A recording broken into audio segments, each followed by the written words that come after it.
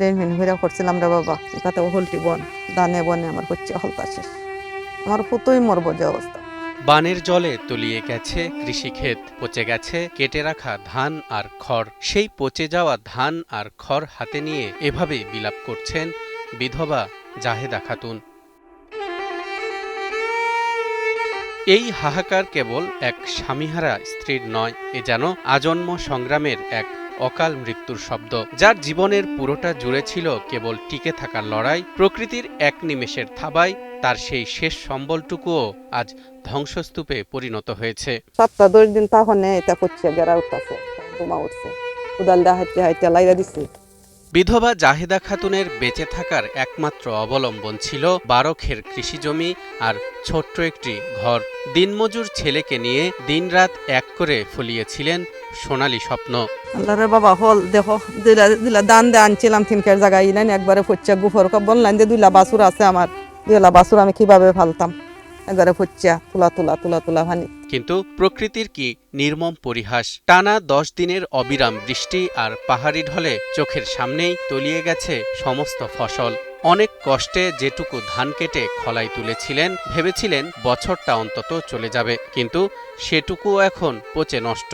12 জায়গা থেকে 3 জায়গা হাঁটতে আনছি, আন্য হইতে একবারে ফুচ্চা গুবর হইতেছে, আর 7 জায়গা হয়ে গেছি। ধানের স্তূপ থেকে চারা গজাচ্ছে, আর সেই চারার দিকে তাকিয়ে জাহেদার দুশ্চিন্তা এখন পাহাড় সমান। কারণ এই ধানের সঙ্গেই জড়িয়েছিল ঋণের বোঝা আর 7 সদস্যের অন্ন সংস্থানের চিন্তা। দানও নাই বনও নাই রে বাবা, আমার হল তো গেছে, ওকে সরকারতে আমার যাতে সাহায্য হরণ রে বাবা, আমি কোনো মতো।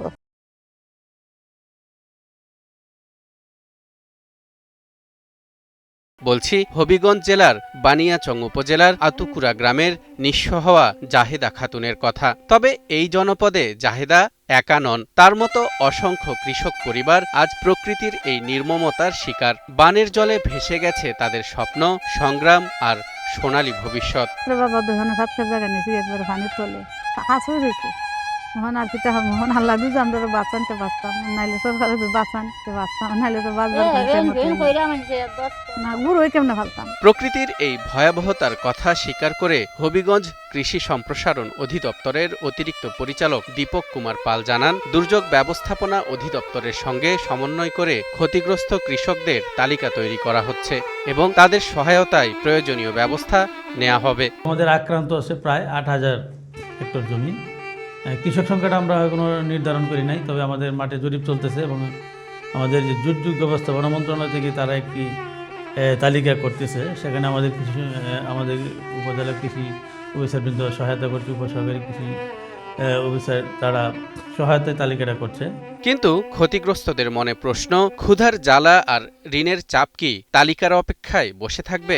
একসময় হয়তো সরকারি সহায়তা ঠিকই আসবে, কিন্তু সেই সহায়তা কি পারবে এই অসহায় মানুষদের ঘামে ভেজা শ্রম আর দীর্ঘশ্বাসের মূল্য ফিরিয়ে দিতে?